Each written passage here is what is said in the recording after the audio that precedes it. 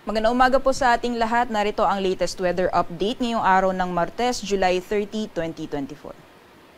Unahin po muna natin yung ating latest satellite image. Sa kasalukuyan po ay patuloy pa rin natin binabantayan itong low pressure area na huling namataan sa layong 480 kilometers north-northeast ng Itbayat, Batanes. And kung makikita po natin, halos papalabas na po, nasa boundary na po siya ng ating Philippine Area of Responsibility. Kaya sa mga susunod na oras, inaasahan po natin na lalabas na po siya ng PAR at hindi na po makaka-apekto sa anumang bahagi ng ating bansa.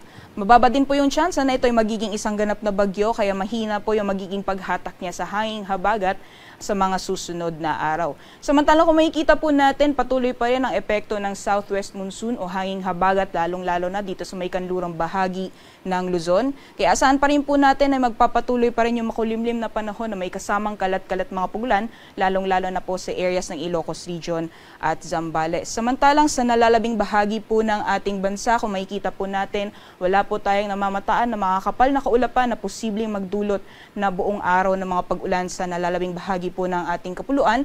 Kaya asahan po natin ngayong araw ang mainit na panahon, lalong-lalo na pagdating ng tanghali at may mga chance naman na mga isolated rain showers or thunderstorms o mga biglaang pagbuhos ng ulan pagdating naman sa hapon o sa gabi.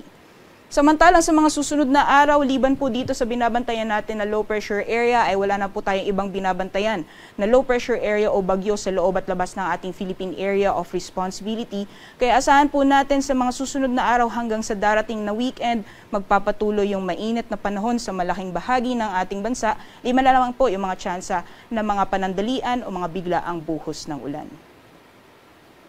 Gaya po ng nasabi natin, sa magiging lagay ng panahon dito sa Luzon, patuloy pa rin yung epekto ng southwest monsoon sa may kanlurang bahagi ng Luzon. Asahan po natin ang maulan na panahon sa Ilocos Region pati na rin sa Zambales. Samantalang sa nalalabing bahagi naman po ng Luzon, mainit po pagdating ng tanghali, pero pagdating naman po sa hapon o sa gabi, may mga chance na makakaranas po tayo ng mga isolated thunderstorms. Although yung areas po dito sa may western section ng Luzon, dyan po sa ilang bahagi ng Cordillera, sa Central Luzon, sa western section po ng Calabar Zone, dyan sa Cavite, Batangas, pati na rin sa may area ng Rizal, at dito sa Occidental Mindoro, kahit ngayong umaga, posible pa rin yung mga biglaang buhos ng ulan, pero pagdating ng puntang hali, magiging mainit yung panahon at may mga chance ulit ng mga pag-ulan pagdating naman sa hapon o sa gabi. So monitoring lamang po tayo ng mga thunderstorm advisory na nilalabas po ng ating Pag-asa Regional Services Division.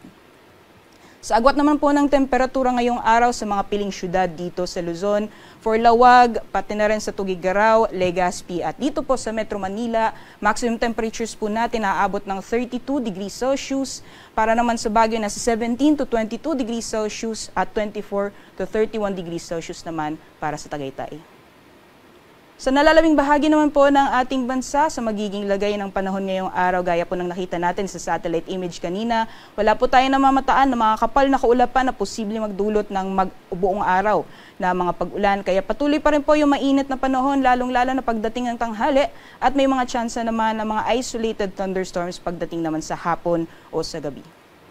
Para naman po sa agwat ng temperatura para sa mga piling syudad ng Palawan, Visayas at Mindanao, para sa Calayan Islands at Puerto Princesa, maximum temperatures po natin naabot ng 32 degrees Celsius. Para naman sa mga piling syudad dito sa Visayas, for Iloilo at Cebu, maximum temperatures po natin naabot ng 32 degrees Celsius.